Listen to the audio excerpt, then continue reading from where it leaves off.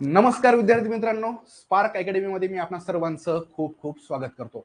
मित्रांनो, सध्या आपला जो काही विषय चालू आहे तर तो विज्ञानामधला भौतिकशास्त्राचा. आणि भौतिकशास्त्रामध्ये ऑलरेडी आपण बरेचसे टॉपिक्स कव्हर केलेले आहेत. त्यामध्ये प्रकाश असो किंवा गतीचे नियम, गुरुत्वाकर्षण किंवा ध्वनी या पद्धतीचे महत्त्वाचे असे अनेक जे काही घटक आहेत, टॉपिक आहेत तर ते आपण इथं पाहिलेले आहेत. आज आपल्याला याच सिरीजमध्ये एक छोटासा पण तुलनेनं महत्वाचा असा टॉपिक पाहायचा आहे. त्याचं नाव आहे चुंबकत्व. इंग्लिशमध्ये याला म्हटलं जातं मॅग्नेटिझम. आता खरं तर मॅग्नेट म्हणजे चुंबक ही आपल्यासाठी काही नवीन गोष्ट नाहीये मित्रांनो. अगदी लहानपणापासून आपल्या सगळ्यांच्या खेळण्यांमध्ये आपण कधी ना कधी ते चुंबक अनुभवलेलं असतं, पाहिलेलं असतं. आणि मग कधी खेळणी बिघडल्यानंतर ते मधलं जे काही मॅग्नेट आहे ते काढून आपण त्या ठिकाणी जे काही आपल्या आवडीचा खेळ आहे म्हणजे कोणत्या लोखंडाच्या ह्याला ते चिटकवणं हा खेळ नक्कीच खेळलेला असतो. म्हणजे अगदी आपली आणि या मॅग्नेटची ओळख लहानपणापासूनची. पण मित्रांनो, मानवाच्या इतिहासामध्ये नेमका मॅग्नेटचा प्रवेश कधी झालेला आहे हे समजून घेणं फार महत्वाचं आहे. आणि आज आपण जे काही मॅग्नेट पाहतो बऱ्यापैकी ते आर्टिफिशियली बनवलेले असतात. पण निसर्गात हा मॅग्नेट आपल्याला पाहायला भेटतो का, हा सगळ्यात महत्वाचा मुद्दा आहे. तर याच विषयी सर्वंकष चर्चा या मॅग्नेटच्या इतिहासाबद्दल आधी आपण पाहूया आणि त्याच्यानंतर मग जे काही मॅग्नेट आहेत तर त्याचे वेगवेगळे प्रकार, त्याचे वेगवेगळे उपयोजन, ऍप्लिकेशन्स आणि मॅग्नेट बद्दलचे जे काही वेगवेगळे थिअरीज आहेत किंवा फॉर्म्युले वगैरे येतं तर ते देखील आपल्याला पाहायचे. तर मित्रांनो, या ठिकाणी मॅग्नेटचा इतिहास मानवाच्या इतिहासाच्या दृष्टीनं बराच प्राचीन आहे. लॉर्ड स्टोन हे जे काही आहे तर हे यातलं एक महत्वाचा असा घटक. त्याचा शोध लागलेला आहे इसवी सन पूर्व 600च्या आसपास. एक ग्रीक विद्वान होते थालेस नावाचे, यांनी सर्वप्रथम चुंबकाचा म्हणजेच नैसर्गिकरित्या ज्याला आपण लॉर्ड स्टोन म्हणतो, हे एक प्रकारचं नैसर्गिक चुंबक आहे तर याचा उल्लेख केलेला आहे. आता या चुंबकाच्या मॅग्नेटच्या इतिहासामध्ये जर पाहिलं तर ग्रीक आणि चीन म्हणजे ग्रीस आणि चीन हे जे काही दोन देश आहेत त्या दोन देशांचा फार महत्वाचा आपल्याला संदर्भ मिळतो. आता इथं लॉर्ड स्टोन हे लोखंड आकर्षित करतं ही गोष्ट त्यावेळेस लोकांनी अगदी सहजपणे निरीक्षित केली होती. म्हणजे एकंदर हा लॉर्ड स्टोन एक असा खडक आहे, नैसर्गिक खडक आहे, नैसर्गिक पदार्थ आहे जो जमिनीमध्ये आढळतो आणि तो लोहयुक्त वस्तू ज्या आहेत तर त्यांना आकर्षित करतो, हे लोकांचं निरीक्षण होतं. चीनमध्ये देखील लॉर्ड स्टोनचा वापर दिशा दर्शवण्यासाठी केला जात असे. मित्रांनो, या ठिकाणी मानवानं सगळ्यात पहिल्यांदा या मॅग्नेटचा उपयोग कशासाठी केला असेल तर दिशादर्शक म्हणून. कधी आपण ते पायरेट्सचे मूवीज पाहतो बघा, पायरेट्स ऑफ कॅरिबियन वगैरे, त्याच्यामध्ये जे काही ते खलाशी असतात ना तर त्यांच्या हातामध्ये तो कंपास नक्कीच तुम्ही पाहिलेला असेल. हा कंपास जो आहे तर त्याच्यामध्ये असतो मॅग्नेटिक निडल आणि ती मॅग्नेटिक निडल नेहमी उत्तर दक्षिण या पद्धतीनं अरेंज होत असते. आणि मग यावरून आपल्याला लक्षात येतं की नेमकी उत्तर दिशा कोणती आणि त्यावरून बाकीच्या दिशांचा आपल्याला अंदाज येतो. मग आता ही मॅग्नेटिक निडल अशा पद्धतीनं त्याच पोझिशनला का बरं अरेंज होते, त्याचं कारण मित्रांनो तुम्हाला आश्चर्य वाटेल. आपण ज्या ग्रहावर राहतो ती पृथ्वी, मुळात ही पृथ्वी हे एक अवाढव्य असं मॅग्नेट आहे. त्या मॅग्नेटला पोल्स देखील आहेत. म्हणजे पृथ्वीला जसे आपण बार मॅग्नेट पाहणार आहोत बघा, त्या बार मॅग्नेटला नॉर्थ पोल असतो, साऊथ पोल असतो किंवा कोणत्याही मॅग्नेटला नॉर्थ आणि साऊथ पोल असतोच. तर या पृथ्वीला देखील तसेच नॉर्थ आणि साऊथ पोल असतात. ते कुठे असतात तर साहजिकच आपण भूगोलामध्ये हे अभ्यासलेलं असतं की पृथ्वीला दोन ध्रुव असतात आणि त्यात उत्तर ध्रुव आणि दक्षिण ध्रुव. हे उत्तर आणि दक्षिण ध्रुव म्हणजे भौगोलिक उत्तर आणि दक्षिण ध्रुव.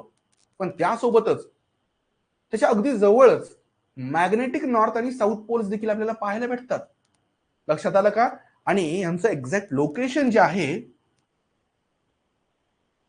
यांचं एक्झॅक्ट व्हॉइस क्लिअर आहे का? ओके, ठीक आहे. तर एक्झॅक्ट या मॅग्नेटिक पोल्सचं लोकेशन आपल्या भौगोलिक पोल्सच्या तुलनेत कुठं आहे हे देखील आपल्याला अभ्यासायचंय. आतापर्यंत आपण काय पाहिलं तर लॉर्ड स्टोन या नैसर्गिक पदार्थाबद्दल पाहिलं की ज्याच्यामध्ये कुठेतरी एक चुंबकत्वाचा गुणधर्म आहे जो लोहयुक्त पदार्थाला आकर्षित करतो. आता यामध्ये भारतीयांचा रोल कुठे येतो तर भारतामध्ये देखील विशेषतः प्राचीन भारतात आयुर्वेद आणि लोहमार्ग विद्या यासारख्या ग्रंथांमध्ये चुंबकत्वाचे अप्रत्यक्ष उल्लेख आहे. ठीक आहे. अगदी कौटिल्यच्या अर्थशास्त्रात देखील लोखंड आणि त्या ठिकाणी चुंबकत्व असणाऱ्या दगडांबाबत उल्लेख आपल्याला आढळतो.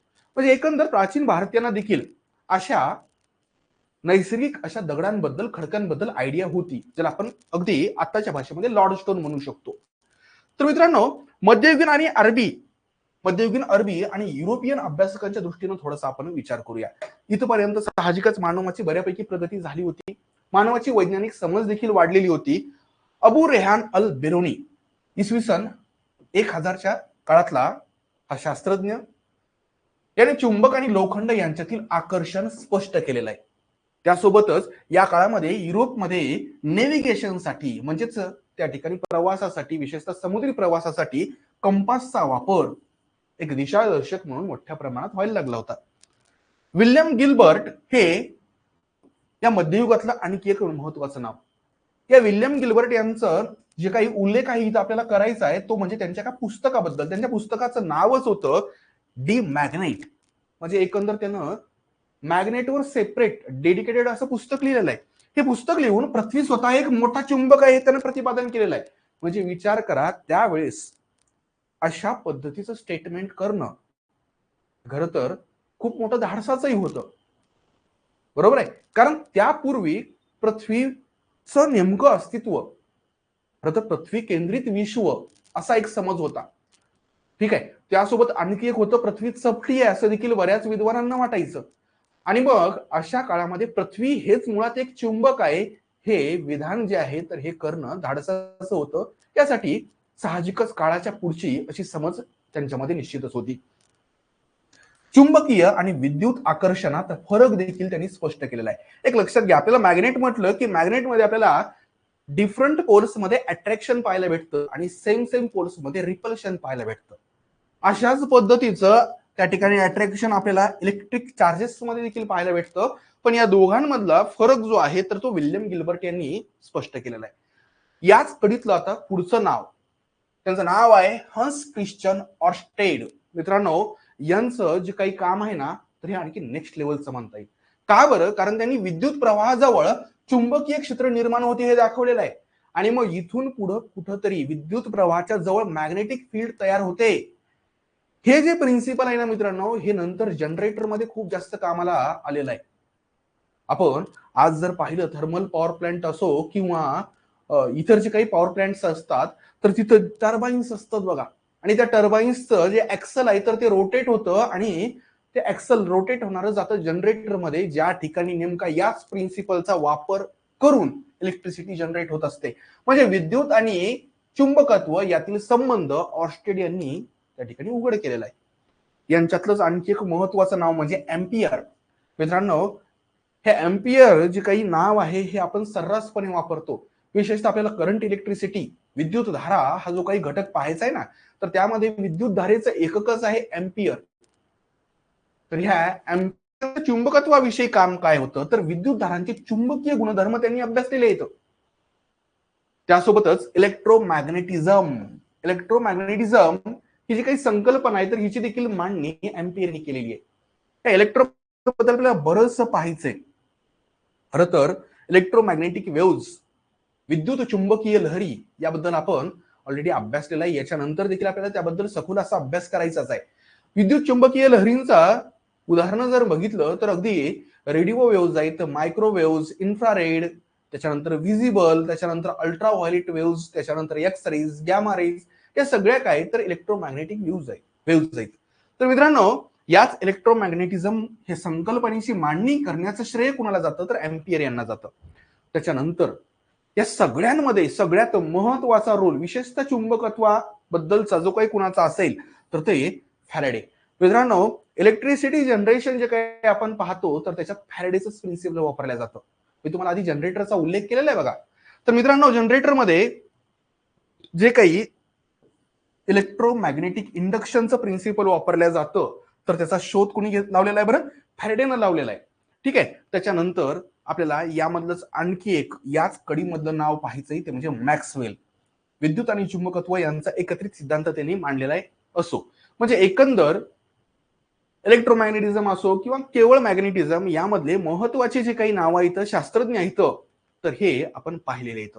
आता आपल्याला या चॅप्टरमध्ये आता थोडंसं नेक्स्ट स्टेजला जायचंय आणि त्यामध्ये मॅग्नेटचे गुणधर्म आपल्याला अभ्यासायचे, प्रॉपर्टीज ऑफ मॅग्नेट. मित्रांनो, इथं जर पाहिलं तर मॅग्नेटमध्ये आपल्याला आकर्षण शक्ती दिसते. कुणाबद्दल आकर्षण असतं मॅग्नेटमध्ये? तर मॅग्नेटिक मटेरियल. मग हे मॅग्नेटिक मटेरियल आपल्याला कोणकोणते पाहायला भेटतात? तर त्यामध्ये मेन जे काही प्रॉपर स्ट्रॉंग मॅग्नेटिक मटेरियल्स आहेत ना, तर त्याच्यामध्ये आयर्न आहे, निकेल आणि कोबाल्ट आहे. त्या आयर्न, निकेल आणि कोबाल्ट हे मेनली खूप मोठ्या प्रमाणात मॅग्नेटकडे आकर्षिल्या जातात. त्यासोबतच मॅग्नेटमध्ये आणखी एक प्रॉपर्टी पाहायला भेटते, ती म्हणजे polarity.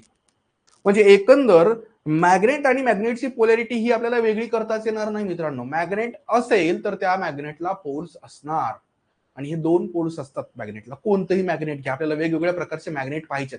Disk magnet पाहायचंय, horseshoe magnet आहे, बार मॅग्नेट, कोणतंही मॅग्नेट घ्या, त्याच्यामध्ये तुम्हाला मॅग्नेटची पोलॅरिटी हा गुणधर्म पाहायलाच भेटेल.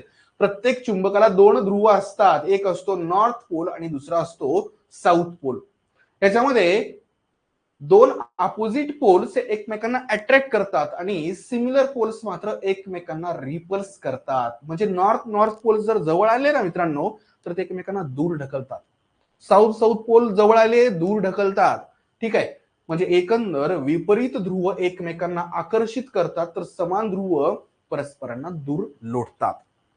आता समजा एखादा बार मॅग्नेट आहे. ठीक आहे, या ठिकाणी तुम्ही पाहू शकता बघा, हा बार मॅग्नेट आहे, हे दोन हॉर्सशू मॅग्नेट आहेत. तर इथं या बार मॅग्नेटचं एक सिंपल एक डेमो म्हणून उदाहरण घेतो. हा बार मॅग्नेट आहे, याचा एक पोल आहे नॉर्थ पोल आणि दुसरा आहे साऊथ पोल. आता तुमच्या डोक्यामध्ये कदाचित येऊ शकतं की मॅग्नेटला आपण तोडू शकतो का? तर निश्चितच तोडू शकतो, आपण ब्रेक केला मॅग्नेटला. आता अशा वेळेस हे जे दोन नवीन तुकडे होतील, तर त्यांच्यामध्ये मोनोपोल्स पाहायला भेटतील का दोन पोल्स पूर्वीसारखेच पाहायला भेटतील?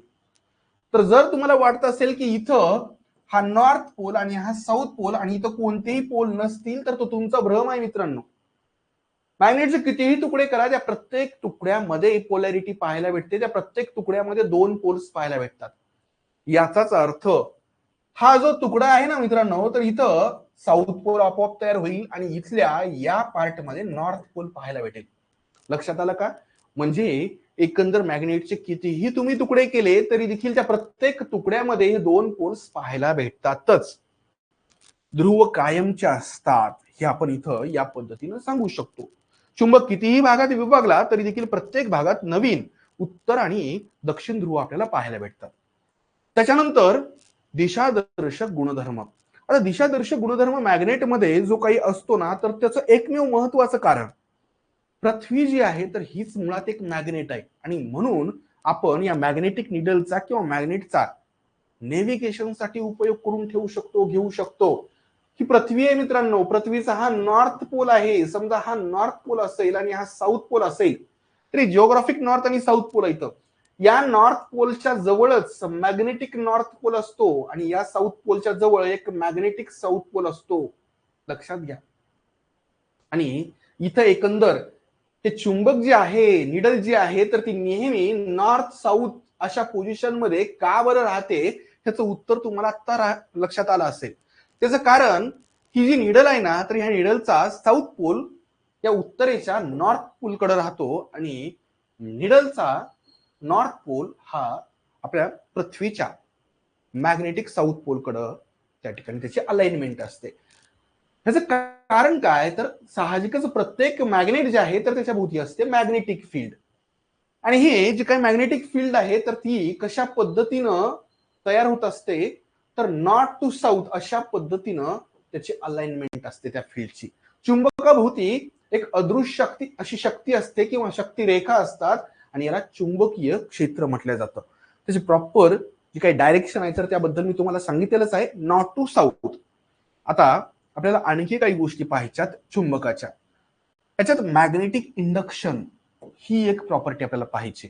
चुंबकाजवळ आपण जर एखादी लोखंडी वस्तू ठेवली, तर त्या लोखंडी वस्तूमध्ये देखील मॅग्नेटिझम प्रवेश करतं. म्हणजे एकंदर मॅग्नेट इतर मॅग्नेटिक मटेरियलला चक्क मॅग्नेटचं रूप देतं. म्हणजे एकंदर माझ्या हातात हे मॅग्नेट आहे आणि ही लोखंडी वस्तू आहे समजा. साहजिकच या मॅग्नेटला हे लोखंडी वस्तू जर चिटकली, तर या टाइमला, या वेळेत ही लोखंडी वस्तू देखील ऍज अ मॅग्नेट म्हणून काम करायली. हे कशावरून सिद्ध करू शकतो? तर या लोखंडी वस्तूला दुसरी लोखंडी वस्तू अट्रॅक्ट होते. का बरं अट्रॅक्ट झाली? कारण ही लोखंडी वस्तू जी आहे तर ही आता फक्त लोखंड राहिलेली नाही, तर ती मॅग्नेट बनलेली आहे. आणि ही जी काही कॅपॅसिटी आहे मॅग्नेटमध्ये, तर त्यालाच म्हटलं जातं मॅग्नेटिक इंडक्शन. दुसरा आहे चुंबकीय शक्तीचे वितरण. साहजिकच मॅग्नेटची जी काही फील्ड असते, मॅग्नेटिक पॉवर जी असते, तर ती त्याच्या पोल्स जवळ जास्त असते. अनुभवायचं असेल मित्रांनो तर अगदी इथे मी एक भौतिक इमेज देखील घेतलेली आहे बघा. यस, हा एक हॉर्सशू मॅग्नेट आहे आणि इथं त्या ठिकाणी लोखंडी काही कण येतं. ते लोखंडी कण अधिकाधिक प्रमाणामध्ये कुठे अट्रॅक्ट झाले तर हे त्याच्या पोल्स जवळ अट्रॅक्ट झालेले येतं. म्हणजे एकंदर कोणत्याही मॅग्नेटची मॅग्नेटिक पॉवर जी आहे तर ती सगळ्यात जास्त कुठं असते तर चुंबकाच्या टोकांजवळ असते आणि टोकांजवळ असतात पोल्स.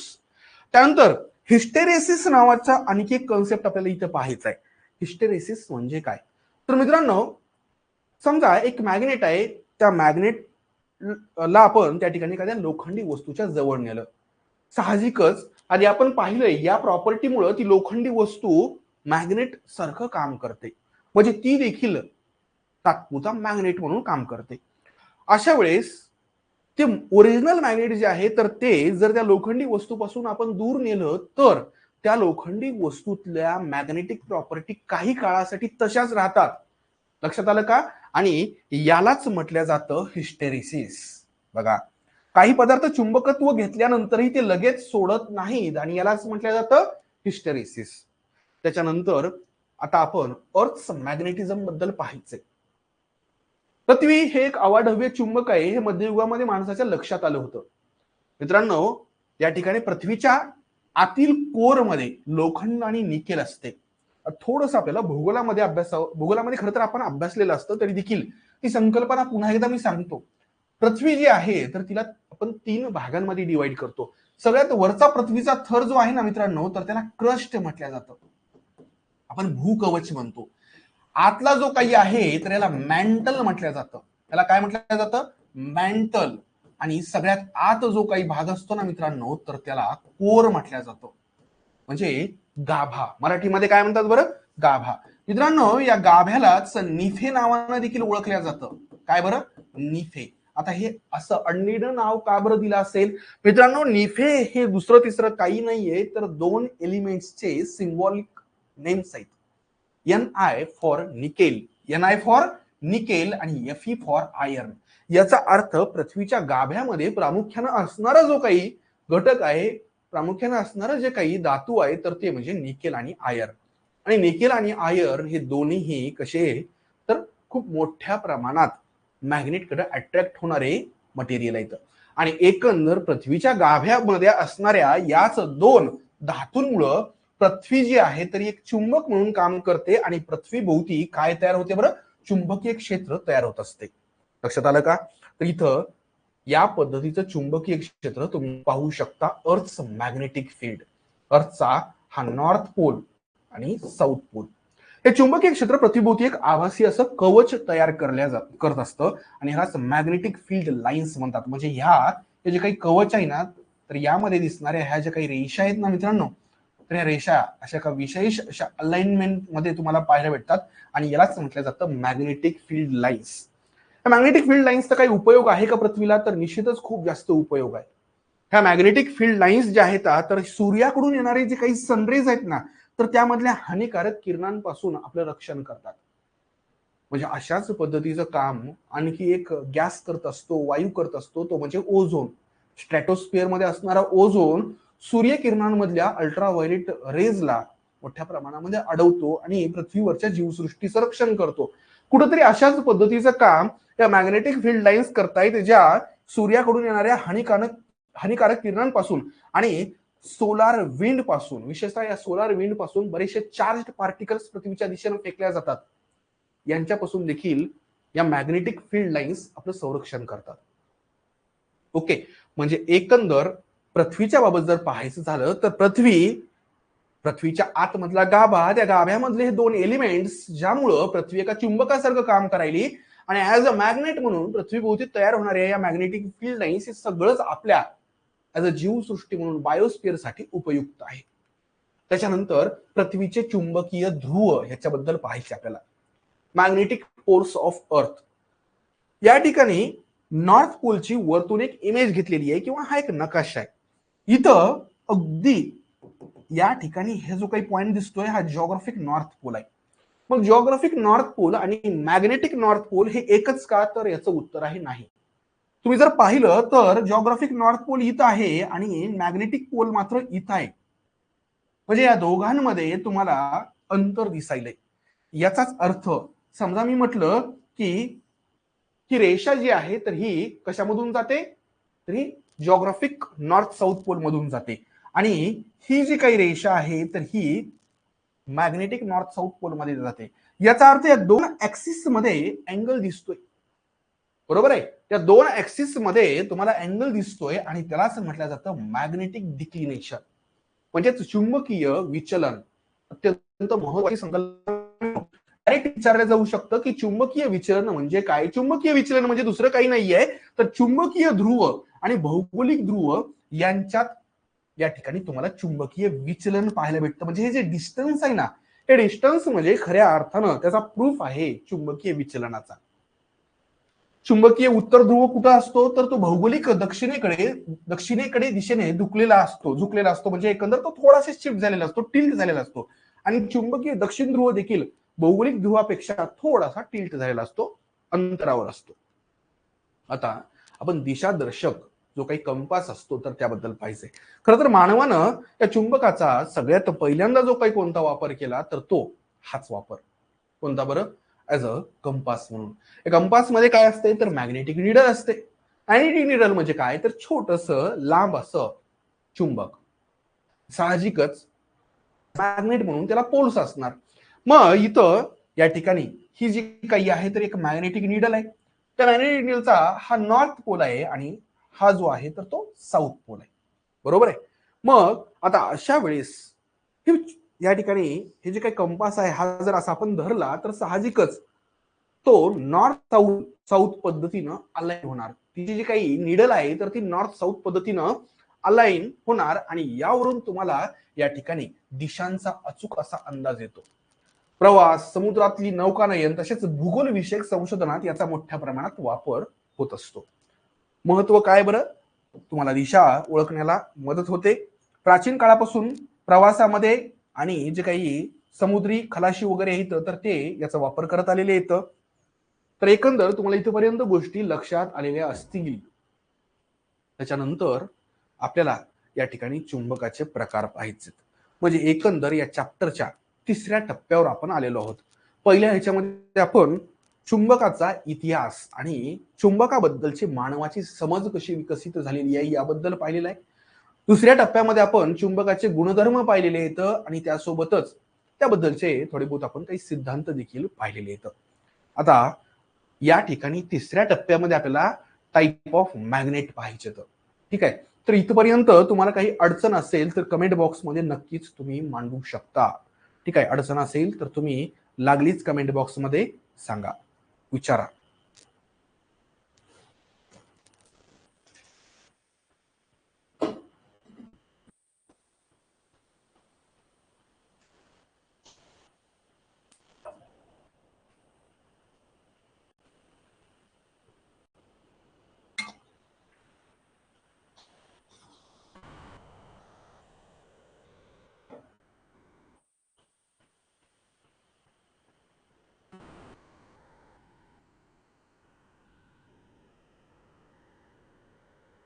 ठीक आहे, चलो नेक्स्ट. चुंबकाचे प्रकार जे आहेत तर याच्यामध्ये आपण पहिल्यांदा पाहणार आहोत तो म्हणजे नैसर्गिक चुंबक, ज्याला नॅचरल मॅग्नेट म्हणतात. म्हणजे एकंदर मानवाची आणि चुंबकाची ओळख जी काही झालेली आहे तर त्यामधला तो पहिला चुंबक हा नैसर्गिक चुंबक, बरोबर आहे. त्याच्याबद्दल आपण खरं तर यापूर्वी देखील पाहिलेलं आहे. पण हा नैसर्गिक चुंबक कसा तयार होतो आणि कुठं होतो हे थोडस आपल्याला इथं पाहायचंय. नैसर्गिक चुंबक म्हणजे असा खडक किंवा असं खनिज जे नैसर्गिकरित्या पृथ्वीच्या गर्भामध्ये तयार होत असते आणि याच्यामध्ये या खडकामध्ये लोखंडाला आकर्षून घेण्याची शक्ती असते. तयार कसं होतं तर पृथ्वीच्या गर्भामध्ये लोखंड तर आहेच, आपण निफे पाहिलेलं आहे बघा, आयर्न आणि निकेल. म्हणजे एकंदर पृथ्वीच्या गर्भात आयर्न असतं, त्यासोबतच ऑक्सिजन देखील एलिमेंटल फॉर्म मध्ये तुम्हाला पाहायला भेटतो आणि इतर धातूंच्या रासायनिक अभिक्रिया होतात आणि त्यामधून मग मॅग्नेटाइट सारखं खनिज तयार होतं. आता मॅग्नेटाइट नक्कीच तुम्ही लोह खनिजाचा एक प्रकार म्हणून ऐकलेलं असेल, पाहिलेलं देखील असेल कदाचित. ठीक आहे, तर मित्रांनो हे मॅग्नेटाइट अशा पद्धतीने तयार होत असतं, ज्याचा फॉर्म्युला आहे Fe3O4. ज्याच्यामध्ये तुम्हाला हे कंपाऊंड आहे, ज्याच्यामध्ये ऍज एलिमेंट्स म्हणून आयर्न आणि ऑक्सिजन पाहायला भेटतो. पृथ्वीच्या चुंबकीय क्षेत्रामुळे मॅग्नेटाइट खडकांचे इलेक्ट्रॉन्स एकाच दिशेमध्ये संरेखित होतात. म्हणजे एकंदर इथं जर पाहायला गेलं तर हे मॅग्नेटाइट जे काही आहे तर ऍज अ एलिमेंट म्हणून, ऍज अ ऍटम म्हणून, ऍज अ इलेक्ट्रॉन म्हणून तुम्हाला त्या ठिकाणी त्याचे जे काही मॅग्नेटिक प्रॉपर्टीज आहेत तर ते दाखवताना दिसतं. आता इथं हे मॅग्नेटाइट किंवा हे नैसर्गिक चुंबक कुठं कुठं आढळतं हे आपल्याला इथं पाहायचंय. त्याच्यामध्ये आपण प्रामुख्यानं भारत, स्वीडन, ग्रीस, अमेरिका आणि चीन आणि ब्राझील हे देश बघितलेले आहेत. आता ह्याच्यामध्ये महत्वाचे देश कोणते येतं तर साहजिकच ग्रीस. ग्रीस मधला मॅग्नेसिया प्रदेश हा तुम्हाला लक्षात ठेवायचा आहे. या मॅग्नेसिया प्रदेशामध्ये आढळणाऱ्या त्या खनिजामुळंच त्या मॅग्नेटला मॅग्नेट हे नाव भेटलेलं आहे. म्हणजे एकंदर चुंबक मॅग्नेटिझम ह्याचा नावाचा जन्मच मुळात या मॅग्नेसिया प्रदेशापासून झालेला आहे. त्यासोबतच चायनामध्ये देखील या ठिकाणी मॅग्नेट बद्दलची समज, ओळख फार आधीपासूनची आहे. त्याच्यानंतर मित्रांनो नैसर्गिक चुंबकाचे वैशिष्ट्य. आता नैसर्गिक चुंबकाची जी काही मॅग्नेटिझमची प्रॉपर्टी असते, त्याची जी काही स्ट्रेंथ असते तर ती तुलनेनं वीक असते, दुर्बळ असतं ते क्षेत्र. म्हणजे आकर्षण शक्ती त्याची मर्यादित असते. नैसर्गिक चुंबक हा अनियमित आकाराचा असतो, म्हणजे तो साधा सोपा खडक असतो. तुलनात्मक दृष्ट्या त्याचं जे काही मॅग्नेटिक फील्ड असते तर ती वीक असते, दुर्बळ असते आणि दिशा दर्शवण्याचा गुणधर्म त्याच्यामध्ये देखील असतो. साहजिकच का बरं असतो, कारण त्याच्यात मॅग्नेटिक पोल्स असतात. म्हणजे एकंदर नैसर्गिक चुंबक हा वीक असतो, प्रॉपर त्याचा आकार नसतो आणि त्याचे मॅग्नेटिक फील्ड जी आहे तर ती आपल्याला दुर्बळ पाहायला भेटते आणि दिशा दर्शवण्याचा मात्र गुणधर्म त्याच्यात असतो. त्याच्यानंतर आपल्याला पुढचं जे काही चुंबक पाहायचं आहे तर ते म्हणजे कृत्रिम चुंबक. मानवानं तयार केलेलं हे मॅग्नेट. मनुष्याने विविध किंवा विशिष्ट पदार्थांवर प्रक्रिया करून अशा पद्धतीचे मॅग्नेट तयार केलेले आहेत. त्यानंतर परमनंट मॅग्नेट हा एक आणखी एक प्रकार आपल्याला अभ्यासायचा आहे. एकदा चुंबकीय केल्यानंतर दीर्घकाळापर्यंत चुंबकत्व टिकते, अशा या प्रॉपर्टीला हिस्टेरेसिस म्हणतात बघा. याबद्दल आपण खरं तर अगदी थोड्याच वेळापूर्वी पाहिलेलं आहे. हे परमनंट मॅग्नेट साधारणतः स्टील असो किंवा अल्निको पद्धतीच्या मिश्र धातूपासून बनवल्या जातं. अल्निको म्हणजेच काय तर ALNICO, aluminium, nickel and cobalt यांचं जे काही मिश्रण आहे तर त्याला अल्निको म्हटलं जातं. आणि सगळे जे काही आहेत साधारणतः निकेल आणि कोबाल्ट हे तर स्ट्रॉंग पद्धतीनं मॅग्नेटकडे अट्रॅक्ट होणारे असे धातू आहेत. तर यांच्यापासूनच साधारणतः हे परमनंट मॅग्नेट तयार केले जातात. त्याच्यानंतर टेम्पररी मॅग्नेट. आता टेम्पररी मॅग्नेट म्हणजे साधं सोपं जे आपण ह्याच्या आधी पाहिलेलं आहे. म्हणजे एखाद्या मॅग्नेटच्या संपर्कात एखादी चुंबकीय वस्तू म्हणजे उदाहरणार्थ लोखंड जर ठेवलं तर ते त्याला चिटकतं आणि तात्पुरत्या काळासाठी का होईना तर ती चिटकलेली वस्तू ऍज अ मॅग्नेट म्हणून काम करते. इथं तुम्ही एक बार मॅग्नेट पाहू शकता. या बार मॅग्नेटला एक खिळा चिटकलेला आहे. मित्रांनो गंमत अशी आहे की बघा या बार मॅग्नेटचा हा नॉर्थ पोल आहे आणि हा साऊथ पोल आहे. आता साहजिकच हा खिळा जो आहे ना मित्रांनो तर हा देखील टेम्पररी का होईना मॅग्नेट आहे. म्हणजे खिळ्यामध्ये देखील पोल्स तयार झालेले येतं. त्या खिळ्यामध्ये या साईडला तयार झालेला पोल असणार आहे नॉर्थ. नॉर्थ तयार होणार कारण अपोजिट पोल्स हे अट्रॅक्ट होत असतात. मग या खिळ्यामध्ये इथं तयार झालेला पोल कोणता आहे बरं? साऊथ. मग त्याला एक पिन अटॅच झाली बघा, कारण हा खिळा देखील आता मॅग्नेटच आहे. मग या पिन मध्ये या टोकाला तयार झालेला पोल हा नॉर्थ असणार आणि दुसऱ्या टोकाला साऊथ पोल. लक्षात आलं का? मग तुम्ही म्हणाल की मग अशा पद्धतीनं हे अनंत अंतरापर्यंत का काम करत नाही? त्याचं कारण इथं मॅग्नेटिक लॉस देखील होत असतो. म्हणजे एकंदर ते चुंबकीय गुणधर्म जे काही पदार्थांमध्ये ट्रान्सफर होत असतात तर ते हळूहळू वीक होतात, त्याचा लॉस होतो आणि सोबतच गुरुत्वाकर्षणही काम करतं ना. गुरुत्वाकर्षण जेव्हा त्या मॅग्नेटिक फोर्स पेक्षा स्ट्रॉंग होतं अशा वेळेस आता नव्यानं वस्तू चिटकणं बंद होतं. लक्षात आलं का? पण इथं तुम्हाला एवढी तरी गोष्ट लक्षात आली असेल की टेम्पररी मॅग्नेट नेमकं बनतं कसं. त्याच्यानंतर इलेक्ट्रोमॅग्नेट बद्दल पाहायचंय. मित्रांनो, तुम्ही बऱ्याच वेळेस अशा पद्धतीच्या मोठमोठ्या मशीन्स, क्रेन्स वगैरे पाहिलेले असतील, स्पेशली क्रेन्स. आणि या क्रेनला समोरच्या बाजूला अशा पद्धतीनं हे मॅग्नेट लावलेलं असतं आणि हे चक्क मॅग्नेट मोठमोठ्या कार किंवा लोखंडी वस्तू उचलू शकतं. विशेषतः जेव्हा आपण बंदरांवर वगैरे जातो ना, तेव्हा लोखंडी वस्तू कशा उचलल्या जातात, तर त्या अशा पद्धतीच्या इलेक्ट्रोमॅग्नेटच्या मदतीनं. हे इलेक्ट्रोमॅग्नेट त्याच्यामध्ये इलेक्ट्रिक करंट पास करून सोडल्या जातं. बघा, एक सिंपल इलेक्ट्रोमॅग्नेट आहे, त्याच्यामध्ये हा लोखंडी खिळा आहे आणि या लोखंडी खिळ्याभोवती तुम्ही एक तार गुंडाळलेली आहे, कॉइल्ड अशी वायर आहे आणि त्या वायर मधून तुम्ही करंट पास करताय.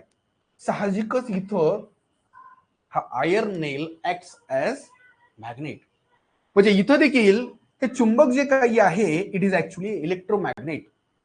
याच्यामधून करंट पास होतोय किंवा पास केला जातोय म्हणून ते याच्यामध्ये चुंबकीय गुणधर्म आलेले इथं. आणि ते साधं लोखंडच आहे. विद्युत प्रवाहाच्या साह्याने अशा पद्धतीचं इलेक्ट्रोमॅग्नेट तयार केलं जातं. प्रवाह बंद झाला की त्याच्यातलं चुंबकत्व देखील नाहीसं होतं. आणि म्हणूनच इथं समजा ही वस्तू खेचली, आता या वस्तूला जर सोडायचं असेल तर त्या वस्तूला काय असं काही ओढायचं का? नाही, साधं सोपं. या ठिकाणी हे क्रेन जे आहे, समजा हे शिफ्ट केलं, आता इथं ही वस्तू चिटकलेली सोडायची, तर इलेक्ट्रोमॅग्नेट मधला इलेक्ट्रिक करंट बंद करायचा, ताबडतोब वस्तू तिथून निसटणार. लक्षात आलं का? मानवाची बुद्धी बघा.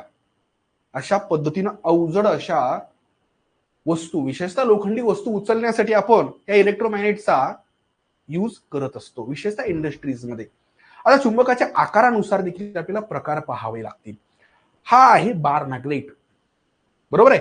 आणि या बार मॅग्नेटच्या भोवती जे काही मॅग्नेटिक फील्ड तयार होत असते किंवा त्या ठिकाणी जे काही लाईन्स तयार होत असतात, तर त्या आपण इथं पाहतोय. बार मॅग्नेट जो आहे तर तो सरळ असतो, आयताकृती पट्टीसारखा असतो. म्हणजे एकंदर अशा पद्धतीचा हा बार मॅग्नेट. ठीक आहे. आता मित्रांनो, एका टोकाला याचा नॉर्थ पोल असतो, तुम्ही इथं पाहू शकता, आणि दुसऱ्या टोकाला साऊथ पोल. साधारणतः नॉर्थ पोल लालनं आणि साऊथ पोल ब्ल्यूनं दर्शवला जातो. असा कोणता नियम नाहीये, पण सुरुवातीपासून आपल्याला हे पाहायला भेटतात सिम्पटम. आता इथं खरं तर त्याच्या अगदी अपोजिट बघा, साऊथ पोल लालनं दाखवलाय. तर इथं चुंबकीय क्षेत्ररेषा टोकांवर जास्त प्रमाणामध्ये असतात, कारण मॅग्नेटिक फील्ड अधिक प्रमाणामध्ये तिथंच आपल्याला जास्त दिसते.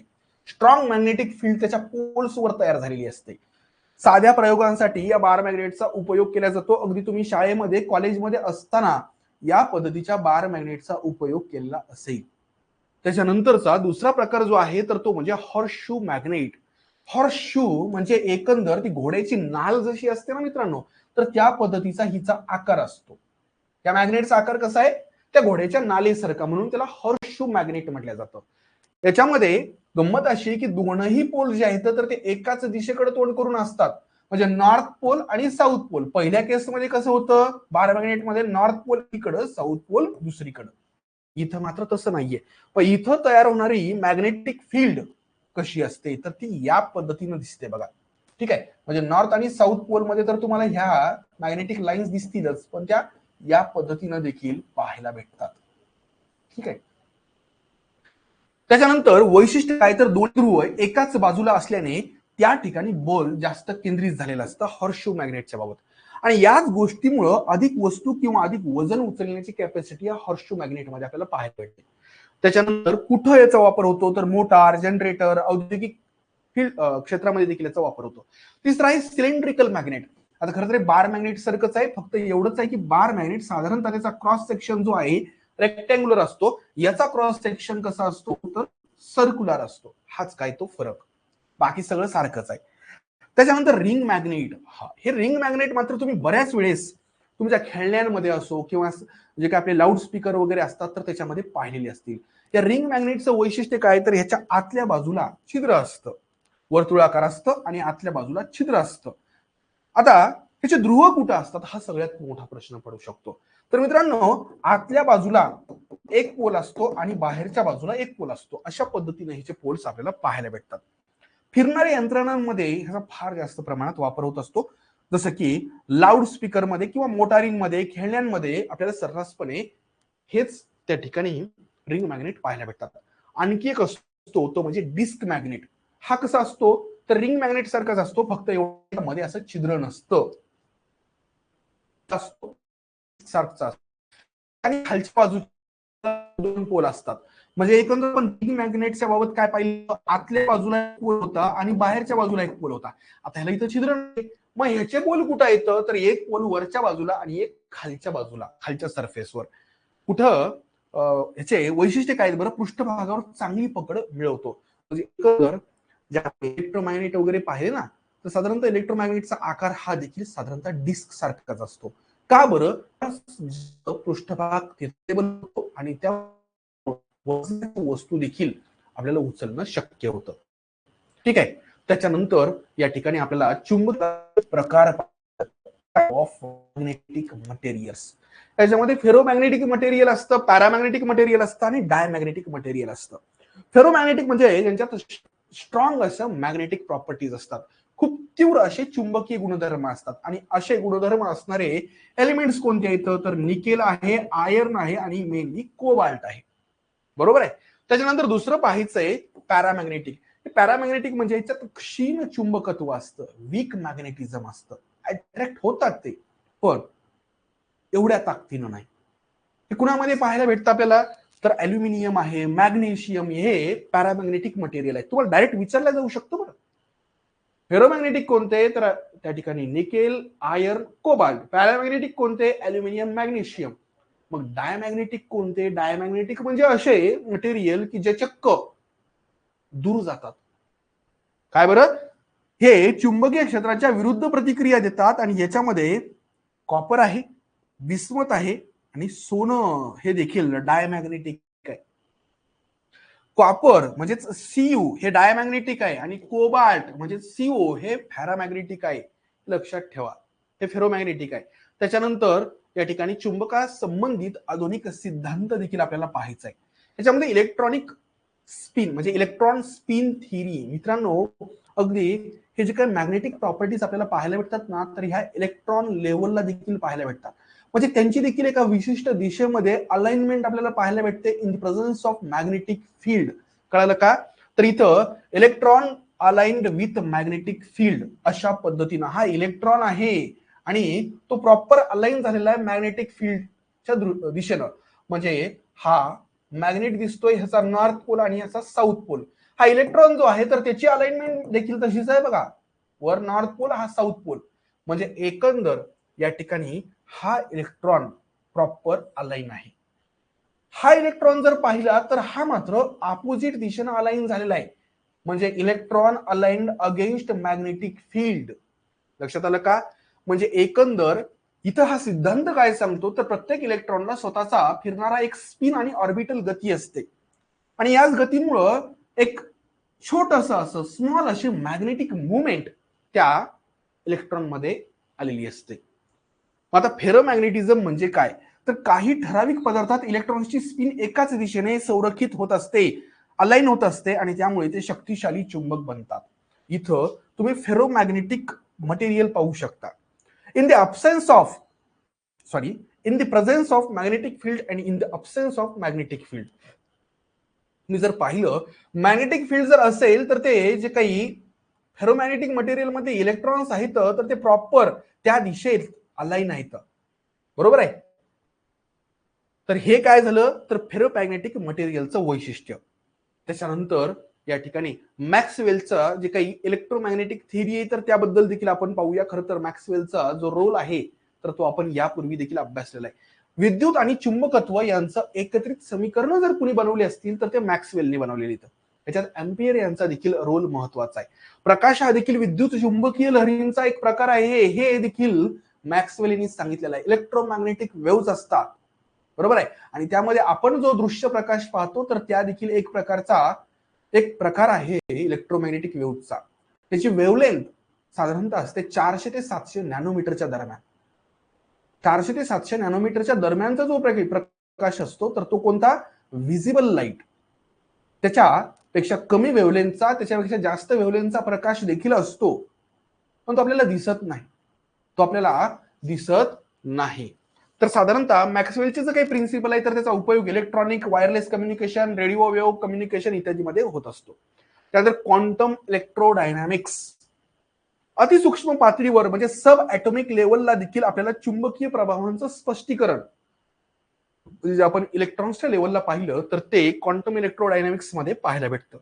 इलेक्ट्रॉन व फोटॉन यांच्यातील परस्पर जो काही संवाद असतो किंवा त्यांच्यातलं जे काही रिलेशन असतं तर ते देखील या ठिकाणी एक प्रकारे इलेक्ट्रोमॅग्नेटिक फील्ड तयार करत असतं. आता आपल्याला सगळ्यात महत्वाचा अशा लॉ बद्दल पाहायचंय, तो म्हणजे Coulomb's law of magnetic force. काय बरं? Coulomb's law of magnetic force. आता हा लॉ पाहिल्यानंतर तुम्हाला न्यूटन्स लॉ ऑफ ग्रॅव्हिटेशनल फोर्सची नक्कीच आठवण येईल. न्यूटनचा जो काही लॉ होता F is equal to capital G into M1 into M2 upon R square, त्यामध्ये M1 आणि M2 जे आहेत तर ते आपण पाहिले होते टू डिफरंट मासेस. आर म्हणजे काय होतं तर distance between this two masses आणि जी म्हणजे होतं ग्रॅव्हिटेशनल कॉन्स्टंट. साधारणतः त्याच पद्धतीचा हा देखील मॅग्नेटिक फोर्स आहे. त्यामुळं फॉर्म्युला जो काही आहे साधारणतः त्याच पद्धतीचा आपल्याला पाहायला भेटतोय आणि जे काही तिथला सिद्धांत होता तर तो देखील इथं फॉलो होतो. काय बरं तर दोन स्थिर चुंबकीय ध्रुवांमधील, तिथं होतं दोन वस्तूंमधील, इथं काय दोन स्थिर चुंबकीय ध्रुव. समजा या ठिकाणी दोन मॅग्नेट घेतलेले आहेत, हा नॉर्थ आणि हा साऊथ पोल आहे, बरोबर आहे. मग हा कॉन्स्टंट आहे पोल, हा देखील कॉन्स्टंट आहे. याच्यातलं जे काही आकर्षण किंवा रिपल्शन असेल ना मित्रांनो, म्हणजे इथं नॉर्थ साऊथच असायला पाहिजे असं काही नाहीये. नॉर्थ नॉर्थही असू शकते हे पोल किंवा हे साऊथ साऊथही असू शकतात. आपल्याला फक्त यांच्यातला फोर्स ऑफ अट्रॅक्शन किंवा फोर्स ऑफ रिपल्शन अभ्यासायचं आहे, काढायचं आहे. तर दोन स्थिर चुंबकीय ध्रुवांमधील आकर्षण किंवा विकर्षणाचे बल हे त्या ध्रुवांच्या चुंबकीय बलगुणकांच्या गुणाकारास प्रमाणबद्ध असते. म्हणजे ते कसं असतं, डायरेक्टली प्रोपोर्शनल असतं मल्टिप्लिकेशन ऑफ देअर मॅग्नेट्यूड किंवा बल गुणांक आणि त्यांच्यामधील अंतराच्या वर्गाच्या व्यस्त प्रमाणात असतं. म्हणजे यांच्यातलं जे अंतर असतं तर त्याचा वर्ग जो आहे तर तो याला फोर्सला इन्व्हर्सली प्रोपोर्शनल असतो. इथं अगदी या फॉर्म्युल्याच्या मदतीनं आपण हे सगळं एक्सप्लेन करू शकतो. एफ म्हणजे तो magnetic force directly proportional to M1 and M2 म्हणजे ते बल गुणांक त्यांचं मल्टिप्लिकेशन जे आहे तर त्याला हे डायरेक्टली प्रोपोर्शनल आहे आणि inversely proportional to square of distance between them. मग अशा वेळेस या प्रपोर्शनला काढायचं असेल तर कोणता ना कोणता कॉन्स्टंट तुम्हाला घ्यावा लागेल अँड दॅट कॉन्स्टंट इज के. के आणि इथं M1 M2 upon R square. आता हा के जो आहे तर के म्हणजे काय असतं तर म्यू 0 अपॉन 4 पाय. के काय असतं म्यू 0 अपॉन 4 पाय. याच्यामध्ये या ठिकाणी बघा एफ काय बरं तर दोन ध्रुवांमधील मॅग्नेटिक फोर्स जो की आपण न्यूटन मध्ये मोजतो. फोर्स म्हटल्यानंतर न्यूटन. M1 आणि M2 काय तर दोन चुंबकीय ध्रुवांचे बल गुणांक आहेत. आर म्हणजे काय तर दोन ध्रुवांमधील अंतर आहे. इथं या ठिकाणी हे अंतर जे काही आहे तर हे आर आहे. म्यू 0 काय तर मुक्त अवकाशातील चुंबकीय परगम्यता म्हणजे याला या ठिकाणी म्यू 0 ला म्हटलं जातं permeability of free space. Mu 0 ची व्हॅल्यू असते 4 पाय इंटू 10⁻⁷ असो. हा फॉर्म्युला जरी तुम्ही लक्षात ठेवला F is equal to mu 0 upon 4 pi into M1 M2 upon R square, तर हे झालं त्या ठिकाणी आपला हा सिद्धांत Coulomb's law of magnetic force. आता इथं दोन्ही ध्रुव उदाहरणार्थ हे दोन बार मॅग्नेट घेतले, हा नॉर्थ पोल आहे हा नॉर्थ पोल आहे. अशा वेळेस तुम्हाला याच्यामध्ये भेटेल रिपल्सिव्ह फोर्स. ठीक आहे, हे सारखे असतील तर ते तुम्हाला इथं भेटेल रिपल्शन आणि हे जर अपोजिट असतील तर तुम्हाला भेटेल अट्रॅक्शन आकर्षण. वैशिष्ट्य काय हा सिद्धांत हा लॉ कधी लागू होतो जेव्हा हे दोन पोल्स हे स्थिर आहेत. काय बरं हा नियम स्थिर ध्रुवांकरता लागू होतो म्हणजे इकडे तिकडे जर हलायला लागले तर मग मात्र लागू होत नाही. दुसरं म्हणजे विद्युत कुलमच्या नियमाशी याचे साम्य आहे आणि प्रत्यक्षात शुद्ध चुंबकीय ध्रुव वेगळे असतात पण हा नियम सैद्धांतिकदृष्ट्या वापरला जातो. तर इथं या ठिकाणी वेगवेगळे जे काही चुंबकासंबंधीचे सिद्धांत आहेत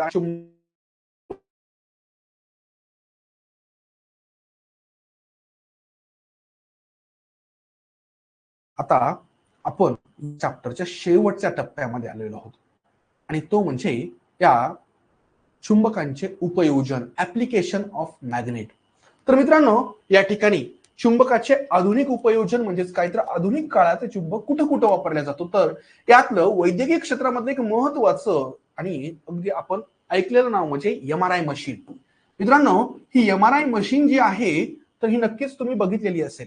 क्लोज्ड MRI आणि ओपन MRI मशीन्स असतात. आता इथं थोडीशी ओपन MRI मशीन आहे. त्याच्यामध्ये मॅग्नेटिक रेझोनन्स इमेजिंग हा त्याचा त्या ठिकाणी काय बरं फुल फॉर्म आहे MRIचा, मॅग्नेटिक रेझोनन्स इमेजिंग. याचा अर्थ याच्यात तीव्र असे मॅग्नेट्स असतात आणि हे मॅग्नेट सर्क्युलर पद्धतीनं अरेंज झालेले असतात. त्याच्या आत तो व्यक्ती गेलेला असतो आणि ते मॅग्नेट अगदी वेगानं फिरत असतात, बाहेरून आपल्याला दिसत नाहीत. कधी तुम्ही जर युट्यूबवर सर्च जर केलं ओपन MRI मशीन म्हणजे MRI मशीनचं ते वरचं जे काही कव्हर आहे ना, हे काढल्यानंतर आत मॅग्नेट किती प्रचंड वेगानं फिरत असतात हे तुम्ही पाहू शकता, अनुभवू शकता. मित्रांनो, हे मॅग्नेट जे आहेत तर हे वेगानं फिरतात, त्यांची मॅग्नेटिक पॉवर जी आहे तर ती खूप स्ट्रॉंग असते. या मशीन देखील ह्याला त्या ठिकाणी टेस्ला मध्ये मोजतात बघा. 2 टेस्ला, 2.5 टेस्ला, 3 टेस्ला अशा पॉवरच्या मशीन्स असतात आणि त्याच्यामधून शरीराची विशेषतः मेंदूची वगैरे अंतर्गत रचना किंवा इंटरनल जे काही डॅमेज वगैरे आहे तर हे आपण आयडेंटिफाय करू शकतो. शरीराच्या आतल्या भागांचे स्पष्ट चित्रण याच्या मदतीने आपण या शक्तिशाली अशा चुंबकाच्या मदतीनं करू शकतो. त्यानंतर या ठिकाणी TMS म्हणजेच काय बरं, तर ट्रान्सक्रॅनियल मॅग्नेटिक स्टिम्युलेशन, मेंदूच्या विकारांवर उपचार करण्यासाठी या चुंबकीय क्षेत्राचा वापर केला जातो. त्याच्यानंतर संगणक आणि माहिती तंत्रज्ञान म्हणजेच कम्प्युटर अँड IT फील्ड मध्ये देखील चुंबकांचा मोठ्या प्रमाणात वापर होतो. For example hard disk drive असो किंवा त्या ठिकाणी मॅग्नेटो रेझिस्टिव्ह रॅम जी काही आहे ना मित्रांनो, तर त्याच्यामध्ये देखील या चुंबकांचा वापर होतो. तिसरं आहे जनरेटर आणि मोटर्स. मित्रांनो, या ठिकाणी विशेषतः जनरेटरच्या बाबत जर बघितलं तर जनरेटर मध्ये तो एक्सल असतो, तो फिरत असतो वेगानं. ठीक आहे. विद्युत चुंबकत्व वापरून विद्युत ऊर्जा निर्माण केली जाते आणि त्याच्या भोवती असतात मॅग्नेट. म्हणजे इथं एकंदर मेटल आणि त्याच्या भोवतीचे मॅग्नेट यांच्या माध्यमातून फॅरेडेचं प्रिन्सिपल वापरून आपण इलेक्ट्रिसिटी जनरेट करत असतो. त्यानंतर ट्रान्सफॉर्मर्स मध्ये देखील आपण त्याला डीपी म्हणतो बघा, तर विजेचा दाब जो आहे तर तो बदलण्यासाठी आपण या मॅग्नेटिक फील्डचा किंवा मॅग्नेटचा वापर करत असतो. डीपी सर्रासपणे तुम्ही पाहिलेली असतील बघा, आपल्या अगदी घराच्या जवळ वगैरे डीपी इन्स्टॉल केलेले असतात. त्याला ट्रान्सफॉर्मर म्हटलं जातं आणि त्याच्यामध्ये देखील मॅग्नेटचा वापर होत असतो. त्याच्यानंतर एक नवीन असं तंत्रज्ञान ते म्हणजे मॅग्लेव ट्रेन. मित्रांनो, मॅग्लेव म्हणजे काय, तर मॅग्नेटिक लेव्हिटेशन. प्रत्यक्षामध्ये या प्रकारच्या ट्रेनचं वैशिष्ट्य असं आहे की यांचा वेग इतका प्रचंड असतो जो आपल्या कमर्शियल फ्लाईट्स ज्या असतात, कमर्शियल विमानं त्यापेक्षा देखील जास्त असतो. 700-800 किलोमीटर पर आवर. मित्रांनो, एवढा प्रचंड वेग कसं काही शक्य आहे? त्याचं कारण या प्रकारच्या ट्रेनचे जे चाक आहेत आणि त्याच्या खालचा जो काही रेल रूट आहे किंवा ते पटरी जे आहे तर यांच्यामध्ये जो काही संपर्क आहे, प्रत्यक्ष कॉन्टॅक्ट आहे तर तो होतच नसतो. म्हणजे एकंदर फ्रिक्शनल फोर्स जो आहे तर तो झिरोवर येऊन जातो. त्याचा परिणाम म्हणजे इतका अवाढव्य आणि प्रचंड वेग इथं प्राप्त होत असतो. मुद्दा असा आहे की घर्षण रहित आणि नॉन कॉन्टॅक्ट त्या चाकांमध्ये आणि त्या खालच्या रेल रूटमध्ये हे मिळवला जातो तो म्हणजे मॅग्नेटच्या मदतीनं. चुंबकीय क्षेत्रांच्या साह्याने ट्रेनला इथं चक्क हवेत तरंगवल्या जातं आणि घर्षण विरहित असा जलद गती साधल्या जाते. त्याच्यानंतर संरक्षण आणि अंतराळामध्ये देखील या ठिकाणी या मॅग्नेटिक सेन्सर्सचा वापर केला जातो. विशेषतः जे काही मॅग्नेटिक शिल्डिंग आहे, मॅग्नेटिक शिल्डिंग अंतराळात किरणोत्सर्गापासून संरक्षण करण्यासाठी या मॅग्नेटिक शिल्डचा वापर केला जातो. ऑलरेडी आपण बघितलंय, पृथ्वी एक अवाढव्य असं चुंबक आहे आणि त्याच्या भोवती असणारी जी काही मॅग्नेटिक फील्ड आहे तर ती एकंदर अंतराळापासून येणाऱ्या घातक अशा किरणांपासून पृथ्वीचं संरक्षण करत असते. म्हणजे एकंदर तुम्ही इथं पाहू शकता मॅग्नेटिक शिल्डिंग कशा पद्धतीनं काम करते. इथं ह्या शिल्ड जी काही आहे तर त्या भागातून ह्या वेव्ज जात नाहीयेत, म्हणजे हा प्रोटेक्टेड एरिया आहे, शिल्डेड एरिया. तर अशा पद्धतीनं या ठिकाणी मित्रांनो हा मी पूर्वी म्हटल्याप्रमाणे चुंबक हा एक छोटासा टॉपिक होता. खरं तर प्रश्न ते जे काही आहेत तर ते रेअरली येतात, पण तरी देखील आपल्याला रिस्क घ्यायची नाहीये. हा टॉपिक आपण अगदी बेसिक टू ऍडव्हान्स व्यवस्थित पद्धतीनं कव्हर केलेला आहे. कळलं का? व्यवस्थित पद्धतीनं कव्हर केलेला आहे. याच्यामध्ये जर तुम्हाला काही अडचण असेल तर नक्कीच तुम्ही कमेंट बॉक्समध्ये विचारू शकता. ओके, तर ह्याच्यानंतर आपल्याला आपले जे काही बाकीचे टॉपिक आहेत तर ते देखील घ्यायचे. ज्याच्यामध्ये लेन्स आहे, त्याच्यामध्ये मिरर्स आहेत, त्याच्यानंतर करंट इलेक्ट्रिसिटी हा एक महत्वाचा टॉपिक आपला राहिलेला आहे. ठीक आहे. स्पेस बद्दल देखील आपल्याला काही गोष्टी शिकाव्या लागतील, त्या देखील आपल्याला इथं कव्हर करायच्या. तर असो, या ठिकाणी आपला मॅग्नेटिझम हा जो एक छोटासा पण इंटरेस्टिंग असा टॉपिक आहे, आपल्या दैनंदिन जीवनामध्ये ज्याचा संदर्भ आपण वारंवार अभ्यासतो पाहतो, तर तो इथं आपण कव्हर केलेला आहे. ज्यामध्ये प्रामुख्याने आपण त्या ठिकाणी चुंबकत्वाचा आणि चुंबकाचा म्हणजेच मॅग्नेटचा इतिहास पाहिलेला आहे. मानवजातीला याची ओळख कशी झाली हे पाहिलं, मॅग्नेटचे प्रकार पाहिले. ठीक आहे. त्याच्यामध्ये नैसर्गिक चुंबक आहे, मानवनिर्मित चुंबक आहे, फेरोमॅग्नेट आहे. ठीक आहे. त्याच्यानंतर त्या ठिकाणी फेरोमॅग्नेटिझम, पॅरामॅग्नेटिझम आणि डायमॅग्नेटिझम या 3 संकल्पना पाहिलेल्या आहेत. Coulomb's law of magnetic force पाहिला आपण. पृथ्वी ऍज अ मॅग्नेट म्हणून कशा पद्धतीनं बिहेव करते आणि तिचे मॅग्नेटिक पोल्स कुठे असतात हे देखील पाहिलं. त्याच्यानंतर सगळ्यात शेवटी आपण या मॅग्नेटचं उपयोजन पाहिलं, application of magnet in different fields हे देखील आपण अभ्यासलेलं आहे. तर मित्रांनो, इथं या ठिकाणी तुम्हाला कोणत्याही पद्धतीची अडचण नसेल अशी आशा करतो. काही अडचण असेल तर नक्कीच कमेंट बॉक्समध्ये विचारू शकता. ओके, ठीक आहे. आपण इथं थांबूया, भेटूया नेक्स्ट लेक्चरच्या निमित्तानं. तोपर्यंत खूप खूप धन्यवाद.